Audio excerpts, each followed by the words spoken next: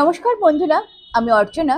আমার channel the joyful journey by অর্চনার আরেকটি নতুন বিশেষ পর্বে আপনাদের সকলকে সুস্বাগতম। আমার সন্তান যেন থাকে দুধে ভাতে। অন্নদামঙ্গল কাব্যে দেবী অন্নপূর্ণার কাছে এই প্রার্থনা জানিয়েছিলেন ঈশ্বরী পাটনি। বাংলার মায়েদের মনের এই চিরন্তন প্রার্থনায় যেন ধরা পড়ে নীল ষষ্ঠীর ব্রতে। চৈত্র মাস চলছে, আর এই চৈত্র মাসের একটি অন্যতম উৎসব হলো নীল ষষ্ঠী, যা বাংলার মায়েদের মধ্যে সন্তানের মঙ্গল কামনায় পালিত একটি গুরুত্বপূর্ণ ব্রত। প্রতি বছর চৈত্র সংক্রান্তির আগের দিন উদযাপিত হয়ে থাকে এই নীল ষষ্ঠী। নীল ষষ্ঠীর দিন মায়েরা সারা দিন নির্জলা উপবাস পালন করেন। সন্ধ্যায় শিবলিঙ্গে দুধ, দই, মধু মিশ্রিত জল দিয়ে অভিষেক করেন এবং বেলপাতা ও আকন্দ ফুলের মালা দিয়ে শিবের পুজো করে থাকেন। পরে ধূপ দীপ জ্বালিয়ে ফল ও মিষ্টান্ন নিবেদন করেন। পুজো শেষে নীলের ঘরে দিয়ে বাতি জল খাও গো পুত্রবতী, এই প্রবাদ মেনে বাতি দান করেন এবং উপবাস ভঙ্গ করেন। এবারে বলবো নীল ষষ্ঠীতে কেন পূজিত হন মহাদেব।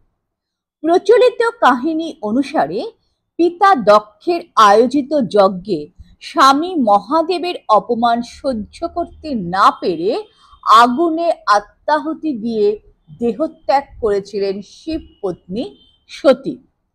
এরপর নীলধ্বজ রাজার ঘরে নূতন জন্মগ্রহণ করেন তিনি এবং সেই জন্মে তার নাম হয়েছিল নীলাবতী। সেই কন্যার সঙ্গে শিবের বিয়ে দেন রাজা নীলধ্বজ, অর্থাৎ দেবী পার্বতীর আরেক নাম হলো নীলাবতী। গ্রাম বাংলার প্রচলিত কাহিনী অনুসারে চৈত্র সংক্রান্তির আগের দিনই বিয়ে হয়েছিল মহাদেব ও নীলাবতীর। সেই কারণে নীল ষষ্ঠী, চৈত্র সংক্রান্তি ও গাজন শিব দুর্গার বিয়ের উৎসব হিসাবে পালিত হয়ে থাকে আমাদের রাজ্যের অনেক জায়গায়, অর্থাৎ গ্রাম বাংলার সর্বত্রই বলতে গেলে এই উৎসব পালিত হয়। গাজনের সময় গ্রাম বাংলায় শিব পার্বতী সেজে ঘরে ঘরে ঘুরে ভিক্ষা গ্রহণ করার ছবিও আমরা দেখতে পাই। বাংলার একটি জনপ্রিয় লৌকিক পার্বণ হলো নীল ষষ্ঠী। নীল ষষ্ঠীর পরদিন পালিত হয় চৈত্র সংক্রান্তি, যা বাংলার বছরের শেষ দিন, আর এর পরেই আসে পয়লা বৈশাখ, যা বাংলা নববর্ষ হিসাবে উদযাপিত হয়ে থাকে। নীল ষষ্ঠী পালনের মাধ্যমে মায়েরা তাদের সন্তানের সুস্বাস্থ্য ও দীর্ঘায়ু কামনা করে থাকেন, যা বাংলার সংস্কৃতিতে গভীরভাবে গ্রথিত।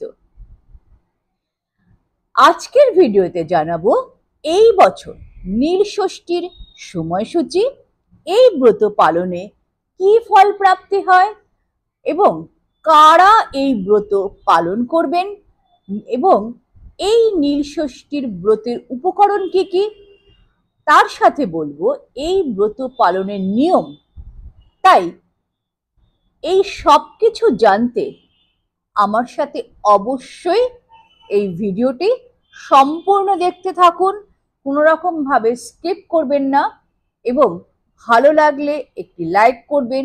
সাবস্ক্রাইব করতে ভুলে গেলে অবশ্যই সাবস্ক্রাইব করে নেবেন এবং শেয়ার করে সকলকে জানাবার সুযোগ করে দেবেন। তাহলে চলুন ভিডিওটি শুরু করি।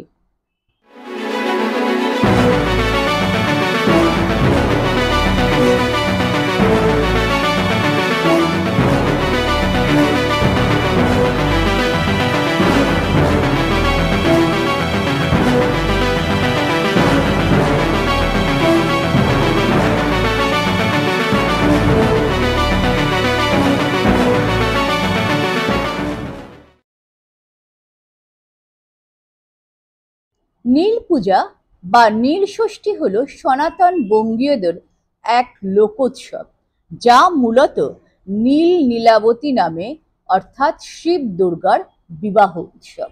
বাঙালি গৃহিণীরা নিজের সন্তানের মঙ্গল কামনায় নিরোগ সুস্থ জীবন কামনা করে নীল ষষ্ঠী ব্রত পালন করে থাকেন।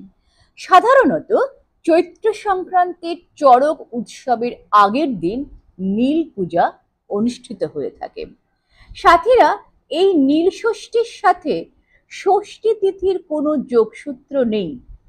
নীলকণ্ঠ মহাদেব ও দেবী নীল চণ্ডিকার সঙ্গে এই দিন দেবী ষষ্ঠীরও পুজো করা হয়, তাই এই ব্রতকে নীল ষষ্ঠীর ব্রত বলা হয়ে থাকে। 2025 সালে নীল ষষ্ঠী পালিত হবে 13ই এপ্রিল রবিবার, যা বাংলা ক্যালেন্ডার অনুযায়ী 30শে চৈত্র 1431 বঙ্গাব্দ। যারা ব্রত পালন করেন তারা এই দিন ভাত বা রুটি খান না, পরিবর্তে ফল, সাবু, ফলের রস ইত্যাদি খেয়ে থাকেন। অনেকে লুচি ও পরোটা খান। এই দিন সাধারণত লবণের পরিবর্তে সন্ধক লবণ বা সন্ধৈব লবণ দিয়ে খাবার প্রস্তুত করা হয়। এই ব্রত পালনের জন্য যে উপকরণগুলি লাগবে এখন আমরা সেগুলো জানব। নীল ষষ্ঠী পুজোর উপকরণ। প্রথমেই লাগছে মহাদেবের লিঙ্গ বা শিবলিঙ্গ, তারপরে লাগছে নন্দী মহারাজ, বাসুকীনাগ, ত্রিশূল, কলকে, সাদা কাপড়, পাথর বাটি ও একটি অভিষেক পাত্র, পরিষ্কার জল, গঙ্গা জল, গোলাপ জল, অগরু, পঞ্চামৃত।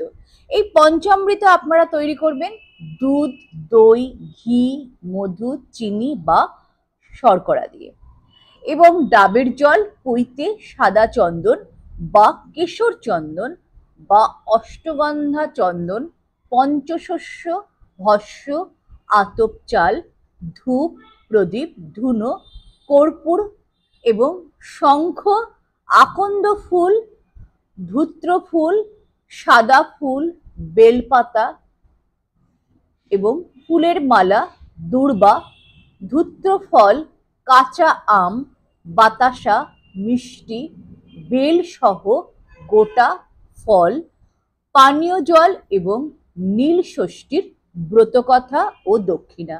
এই নীল ষষ্ঠীর ব্রতকথা আপনারা দশকর্মা ভাণ্ডারে খুব সহজেই পেয়ে যাবেন। এরপর বলবো, এই ব্রতের দিন মায়েরা তাদের সন্তানের সুস্থ ও স্বাভাবিক জীবন লাভের উদ্দেশ্যে ভগবান শিবের কাছে ঘিয়ের প্রদীপ নিবেদন করেন। একে নীলের ঘরে বাতি বলা হয়ে থাকে। আপনার যতজন সন্তান, আপনাকে ঠিক ততগুলো ঘিয়ের প্রদীপ নিবেদন করতে হবে, অর্থাৎ এটাই রীতি। অনেক অবিবাহিত মহিলা বা পুরুষ এই ব্রত পালন করে থাকেন।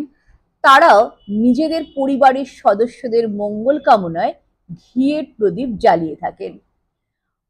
বাড়িতে পুজো করলে খেয়াল রাখতে হয় যেন সেই ঘিয়ের প্রদীপ সারা রাত জ্বলে, তাই একটু বড় সাইজের প্রদীপ নিলে খুব ভালো হয়।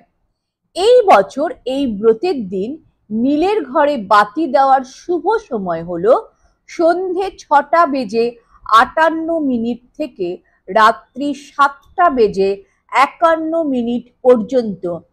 খুব খেয়াল রাখবেন, এই সময়ের মধ্যেই কিন্তু আপনাকে পুজো সেরে অবশ্যই ঘিয়ের প্রদীপ জ্বালাতে হবে আপনার সন্তানের মঙ্গল কামনায়। বাড়িতে কিভাবে পুজো করবেন তা আমি আগামীতে ব্লগ বানিয়ে খুব তাড়াতাড়ি এখানে পোস্ট করব, কিন্তু আজকের বলবো যারা এই দিন মন্দিরে গিয়ে পুজো করবেন তারা কিভাবে পুজো করবেন সেই বিষয়ে বলি। এই দিন মন্দিরে খুব ভিড় থাকে, তাই বাড়িতে যেভাবে পুজো করা সম্ভব তা মন্দিরে কখনোই সম্ভব নয়। তাই সেখানে প্রথমেই পঞ্চামৃত ও ডাবের জল ও পরিষ্কার জল এবং গঙ্গা জল দিয়ে ভোলা বাবার অভিষেক করে নেবেন। তারপর একটি পৈতে নিবেদন করবেন, তার সাথে ফুলের মালা, ফল ইত্যাদি সবকিছু বাবার শ্রীচরণে নিবেদন করে দেবেন এবং তারপর মন্দিরে যেখানে ধূপ ও প্রদীপ জ্বালানোর নির্দিষ্ট জায়গা রয়েছে, সেখানে ধূপ ও প্রদীপ জ্বালিয়ে দিয়ে আসবেন। বন্ধুরা, আশা করি আজকের ভিডিওটি আপনাদের উপকারে লাগবে। খুব তাড়াতাড়ি এই নীল ষষ্ঠীর পুজো ও ব্রতকথার ভিডিও নিয়ে আসছি। আজ এই পর্যন্তই, দেখা হচ্ছে পরবর্তী পর্বে। ততক্ষণ ভালো থাকুন, সুস্থ থাকুন ও আনন্দে থাকুন। ওম নমঃ শিবায় নমঃ।